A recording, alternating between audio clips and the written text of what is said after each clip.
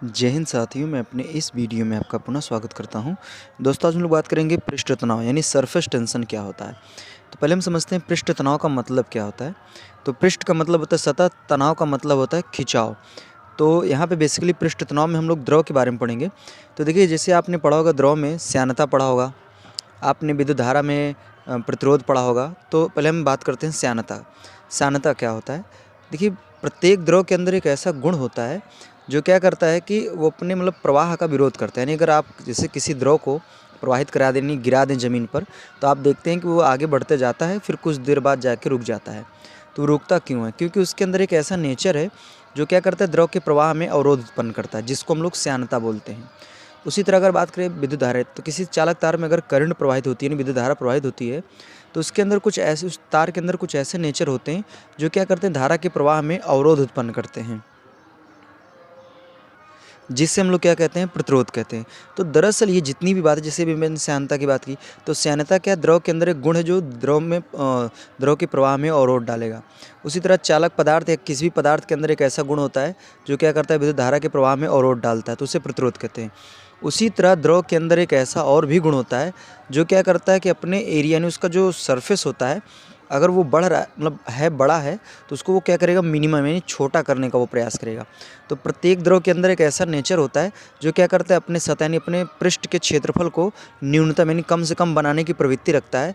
इसी नेचर को, इसी गुण को हम लोग कहते हैं द्रव का पृष्ठ तनाव। तो पृष्ठ तनाव क्या है, समझ में आया होगा। तो अगर इसकी परिभाषा की बात करें तो हम कह सकते हैं कि किसी द्रव के मुक्त पृष्ठ, देखिए मुक्त पृष्ठ का मतलब ये होता है, जैसे मान लीजिए ये सपोज दैट ये कोई एक बर्तन है, तो ये ऊपर से क्या हुआ, खुला हुआ है, और बाकी इधर से इधर नीचे से बंद है। तो अगर आप इसमें किसी द्रव को अगर भर देते हैं, तो देखिए ये द्रव जो है ना, बेसिकली 3 तरफ से घिरा हुआ है। एक ये तरफ, दूसरा ये, तीसरा ये, बाकी एक तरफ और भी है जो कि ऊपर ये फ्री है। तो कहने का मतलब ये जो आपका ये वाला सरफेस है, यही आपका मुक्त पृष्ठ है, ठीक है। तो किसी द्रव के मुक्त पृष्ठ के सिकुड़ कर न्यूनतम क्षेत्रफल ग्रहण करने की जो प्रवृत्ति होती है, उसके अंदर अंदर जो नेचर और गुण जो होता है, इसी गुण को हम लोग द्रव का क्या बोलते हैं, पृष्ठ तनाव कहते हैं। देखिए, जो पृष्ठ तनाव होता है, बेसिकली इसको हम लोग टी से प्रदर्शित करते हैं। टी से प्रदर्शित करने का कारण ये है क्योंकि यहाँ पे तनाव का मतलब होता है टेंशन। तो टेंशन टी से स्टार्ट होता है, इसलिए इसको हम लोग पृष्ठ तनाव को कैपिटल टी से प्रदर्शित करते हैं। अगर बात करें इसके मात्रक की, तो इसका मात्रक होता है न्यूटन अपॉन मीटर। अगर बात करें इसकी बीमा की, तो इसकी बीमा होती है mt-2, ठीक है। और जो ये पृष्ठ तनाव है, यह एक अदिश राशि होती है। ये इंपॉर्टेंट पॉइंट है, एग्ज़ाम में पूछता रहता है। तो ध्यान देना है कि 4 डिग्री सेल्सियस पर जल का जो पृष्ठ तनाव होता है ना, वो सबसे अधिक होता है। तो यहाँ पर लिखा 4 डिग्री सेल्सियस पर जल का पृष्ठ तनाव उच्च होता है। हाँ, एक चीज़ आपको और भी ध्यान देना है, जैसे आपने श्यानता में पढ़ा होगा कि अगर किसी द्रव की श्यानता अधिक होती है तो वह द्रव गाढ़ा होता है, और अगर किसी द्रव की श्यानता कम होती है तो वह द्रव पतला होता है।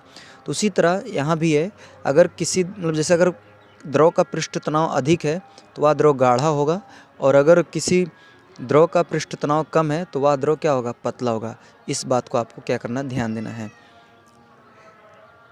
अब यहाँ पे अगर बात करें इसके फार्मूले की, तो इसका फार्मूला होता है T बराबर F/2L, जहाँ पे ये F क्या है, बल है, और ये L लंबाई है। अब आइए हम लोग बात करेंगे पृष्ठ तनाव के उदाहरण की। तो अब यहाँ पे उदाहरण से चीज़ें आपको अच्छे से क्लियरली समझ में आने वाली हैं। जो भी मैंने बताया कि द्रव के अंदर एक ऐसा गुण होता है जो क्या करता है, अपने क्षेत्रफल को मिनिमम बनाने की प्रवृत्ति रखता है। तो आइए इसको अब समझते हैं। यहाँ पे लिखा है सेविंग अथवा पेंटिंग जो ब्रुश होते हैं, उनके जो बाल होते हैं पानी के अंदर क्या होते हैं, फैल जाते हैं, परंतु जैसे ही पानी से बाहर निकाले जाते हैं तो आपस में क्या होते हैं, चिपक जाते हैं। जैसे आपने देखा होगा कभी, अगर आप घर को पेंटिंग करते हुए देखे होंगे, या फिर अगर आपके गार्जियन है, जो पिताजी भैया जो भी हों, अगर वो मान लीजिए सेविंग करते होंगे, या फिर आप किसी नाई की दुकान पे जाके सेविंग करवाने गए होंगे या देखे होंगे, तो आपने देखा होगा जो ब्रश होते हैं, जैसे मान लीजिए ये सपोज दैट ये सेविंग ब्रश है, ठीक है। इसके ये सेविंग ब्रश के क्या हैं, ये बाल हैं। तो आप देखते हैं कि जब ये सेविंग ब्रश को अगर आप किसी पानी में रखते हैं तो देखते हैं फैल जाता है, और जैसे सेविंग ब्रश यानी इसके बाल को बाहर निकालते हैं तो आप देखते हैं कि जो सेविंग ब्रश होता है ना, इसके जो जो रोएं होते हैं, बाल जो होते हैं, वो आप देखते होंगे कि आपस में क्या होते हैं, इससे चिपक जाते हैं। मतलब ये फैलते नहीं हैं, ये आपस में क्या होते हैं, जैसे इसमें देखिए फैला फैला दिख रहा है, लेकिन इसमें क्या होता है, ये चिपक जाते हैं। तो ये चिपक क्यों गए? चिपकने का कारण ये है कि इसके अंदर द्रव है, और द्रव के अंदर एक ऐसा गुण होता है जो क्या करता है, अपने सरफेस को कम करने की प्रवृत्ति रखता है। तो इस वजह से यहाँ पे बाकी आप जो घर के पेंटिंग वाले ब्रश होते हैं उनको भी आप देख लीजिए। अगर मान लीजिए सपोज दैट ये पेंटिंग ब्रश है, ठीक है, और इसके भी क्या होते हैं, बाल होते हैं, ठीक है। ये भी मान लीजिए पानी में आप डालेंगे तो फैला रहता है, या फिर मान लीजिए सूखा है तो भी फैला रहता है। लेकिन जैसे इसको आप पानी में डुबा कर निकालते हैं तो आप देखते हैं कि ये जो ब्रश होता है, इसके जो बाल होते हैं वो क्या होते हैं, आपस में मतलब ऐसे चिपक जाते हैं। मतलब कहने का मतलब इनका जो एरिया होता है वो एरिया क्या होता है, कम हो जाता है, ठीक है। ये पकड़ने का हैंडल है, ठीक है। तो ये आप देखते हैं कि इनके जो रोवे होते हैं, बाल जो होते हैं, वो आपस में क्या होते हैं, सिकुड़ जाते हैं। तो ये दरअसल पृष्ठ तनाव के कारण ऐसा होता है। अगला इसका एग्जांपल हम देख लेते हैं। इसमें कह रहा है कि वर्षा की जो बूंदें, जो बरसात की बूंदें होती है, जब वो ऊपर से गिरती हैं तो फैली रहती हैं, और जैसे जैसे नीचे आती जाती है ना, तो वो आपस में क्या होती हैं, गोलाकार होने लगती हैं। तो दरअसल ऐसा इसलिए होता है क्योंकि द्रव के अंदर एक ऐसा गुण होता है जो क्या करता है, अपने एरिया को कम करने की प्रवृत्ति रखता है। तो वर्षा की जनी जो जल की बूंदें होती हैं वो भी पृष्ठ तनाव के कारण गोली होती हैं। इसमें एक एग्जांपल और होता है जो मैंने लिखा नहीं, उसको मैं समझा देता हूँ। आपसे पूछ सकता है कि अगर जैसे जो सुई होती है, आपने कभी अपने स्कूल में प्रैक्टिकल वगैरह किया होगा या फिर किसी ने बताया होगा कि अगर सुई जो होती है, अगर उसको पानी में आप रखते हैं नॉर्मली तो वो तैरने लगती है। तो सुई का तैरना भी पृष्ठ तनाव के कारण ही होता है। पृष्ठ तनाव के कारण ही सुई तैरती रहती है। तीसरा इसमें एग्जांपल हम बात करें, हालांकि इसमें तीसरा है, बाकी मैं चौथा बताने जा रहा हूँ। इसमें अगला एग्जांपल है कि धातु के तार का एक फ्रेम लेकर उसे साबुन के घोल में डालकर बाहर निकालने पर इसमें साबुन के घोल की एक झिल्ली बन जाती है। झिल्ली पर गीले एक धागा, यानी होना चाहिए यहाँ पे धागे का लूप रखें। अब लूप के मध्य झिल्ली को किसी पिन से तोड़ दें तो देखते हैं कि लूप शीघ्रता वृत्ताकार हो जाता है। ये बातें आपको समझ में नहीं आई होगी, आइए इसको समझाते हैं।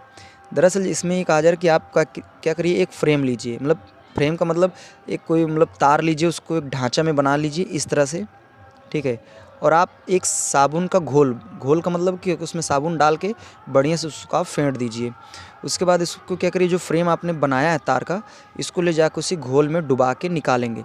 जब आप डुबा के निकालेंगे तो आप देखेंगे कि इसमें क्या होता है, साबुन के बुलबुले की एक फिल्म बन जाती है इस फ्रेम में।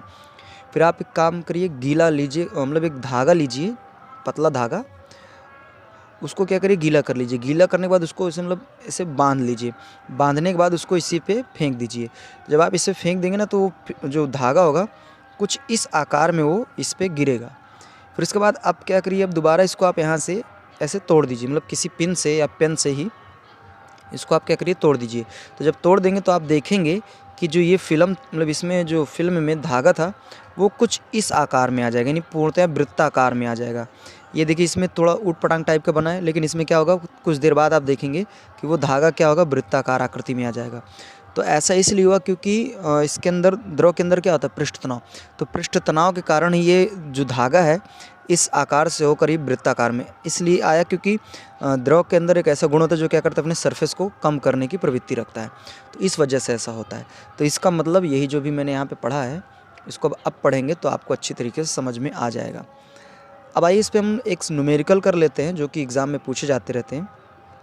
इसमें कह रहा है कि जल पर तैरती हुई एक सुई की लंबाई 8 सेंटीमीटर है। सुई को जल के तल से ऊपर उठाने के लिए सुई के भार के अतिरिक्त कम से कम कितना बल लगाना होगा। उसके बाद कह रहा है कि जल का पृष्ठ तनाव ये 7.2 × 10⁻⁴ न्यूटन बटे सेंटीमीटर दिया हुआ है। तो चलिए ये समझते हैं। यहाँ पे लंबाई एल का मान दिया हुआ है 8 सेंटीमीटर, और यहाँ पे अगर बात करें हमें बल निकालना है, और जो पृष्ठ तनाव टी का मान वो 7.2 × 10⁻⁴ न्यूटन बटे सेंटीमीटर ये दिया हुआ है, ठीक है। तो यहाँ से फार्मूले पे आते हैं। तो यहाँ से हम जानते हैं फार्मूला बराबर होता है, टी बराबर होता है F/2L। तो अपने को F बताना है, इसके इधर गुणा करिए तो F बराबर हो जाएगा T × 2L। तो F बराबर क्या हो जाएगा, टी का मान कितना रखेंगे, 7.2 × 10⁻⁴ × 2। L का मान कितना रखेंगे, तो L का मान दिया हुआ है 8 सेंटीमीटर। यहाँ पे देखिए, यहाँ पे सेंटीमीटर को मीटर में नहीं चेंज करना है, इसलिए नहीं करना है क्योंकि यहाँ भी सेंटीमीटर है और इसमें पृष्ठ तनाव में भी सेंटीमीटर दिया है। तो जिस वजह से इसमें लंबाई को आप सेंटीमीटर में ही रखेंगे, मीटर में नहीं चेंज करेंगे, ठीक है। अब आपको क्या करना है, इनका गुणा करना है। तो ये जाएगा 8 दूनी 16, तो ये जाएगा यब बराबर 7.2 गुणे 16 इंटू 10 के घाते माइनस का 4। अब आपको क्या करना है, 7.2 का चलिए हम लोग गुणा कर लेते हैं। तो 16 में गुणा करना है 7.2 का। 6 दूनी 12 के 2 यहाँ से लेक 2 एक नम 2 एक 3 7 छंग 42 हासिल 4 7 एक नम 7 4 11। तो ये जाएगा 2 5 11। तो यहाँ पे दशमलव जो होगा यह बराबर हो जाएगा 11.52। ठीक है। अब यहाँ पे एक अंक बाद दशमलव आप क्या करेंगे, लगा देंगे, गुणे में 10 के घाते माइनस का 4। ठीक है। तो ये इसका मान आ जाएगा। ठीक है। अगर आप इस दशमलव को इधर लेके आते हैं तो यहाँ से एक घात कम हो जाएगी। तो यह बराबर हो जाएगा 11.52 गुणे 10 के घाते माइनस का 3। और ये बल है तो बल का मात्रक क्या हो जाएगा, न्यूटन। ठीक है। तो उम्मीद करूँगा हमारी बातें आपको पूरी तरीके से समझ में आई होगी। इसी तरह मिलेंगे हम लोग अगली वीडियो में। तब तक के लिए जय हिंद, वंदे मातरम।